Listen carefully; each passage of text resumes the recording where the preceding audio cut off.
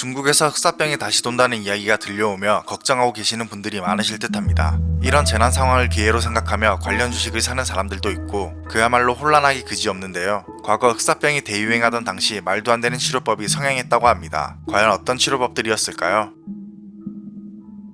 흑사병이 중동에까지 퍼졌을 때 무슬림들은 신의 계시이기에 죽음을 받아들여야 한다고 생각했다고 합니다.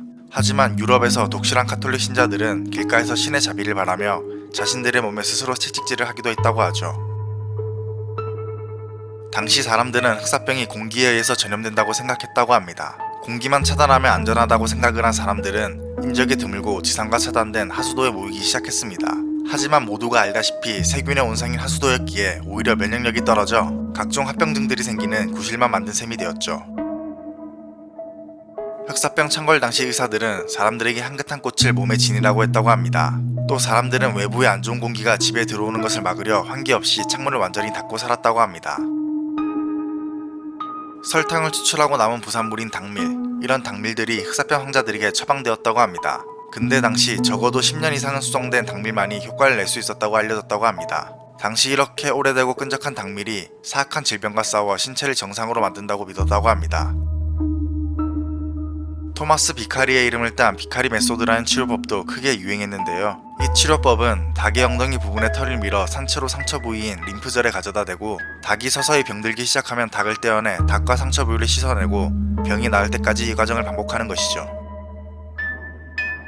이 시기에는 방열이 상당히 성행하고 있었고 사람들은 방열이 모든 병을 치료할 수 있다고 믿었습니다.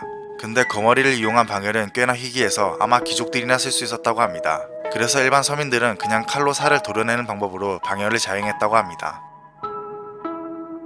소변 치료는 중세 유럽에서 굉장히 유행했었다고 합니다. 흑사병 환자들은 증세를 호전시키기 위해 하루에도 수차례 소변으로 씻었다고 합니다.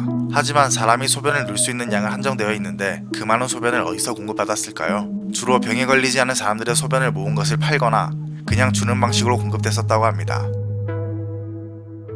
흑사병을 낫게 하기 위해 잘게 부순 에메랄드를 액체와 섞어서 마시거나 음식에 넣어서 먹었다고 합니다. 하지만 유리 같은 식감으로 다치기 부지기수였고 물론 흑사병을 치료하는 효과도 없었겠죠. 흑사병의 증상 중에는 가래토시라는 게 있습니다. 사타구니 부근에 종양 같은 게 생기는 건데요. 이 대변 치료를 할 때에는 그 가래토스를 칼로 찢고 송진, 나무 뿌리와 대변을 썩은 걸로 환부를 문질렀다고 합니다. 당시 몇몇 사람들은 흑사병을 없애는 가장 좋은 방법은 지구에서 유대인을 없애버리는 것이라고 생각했습니다. 왜 이런 위험한 생각을 하게 된 것일까요? 흑사병이 많은 사람들의 목숨을 앗아갈 때 몇몇 유대인들은 붙잡혀서 고문을 당했고 유대인들이 흑사병의 원인이라는 것을 자백하도록 강요당했다고 합니다. 그런 소문이 퍼지자 유대인들을 없애면 흑사병이 없어질 것이라는 생각까지 이어지게 된 것이죠. 당시 유대인들을 한 곳에 모아서 나오지 못하도록 문과 창문을 판자로 막은 다음 불을 지폈다고 합니다. 이로 인해 희생된 사람들도 많다고 하네요. 이제는 이런 말도 안 되는 일이 성행할 일은 없겠지만 아직도 확인되지 않은 민간요법이 많이 떠돌고 있기에 이런 민간요법보단 병원을 찾는 게 가장 확실하고 빠르지 않을까 싶습니다.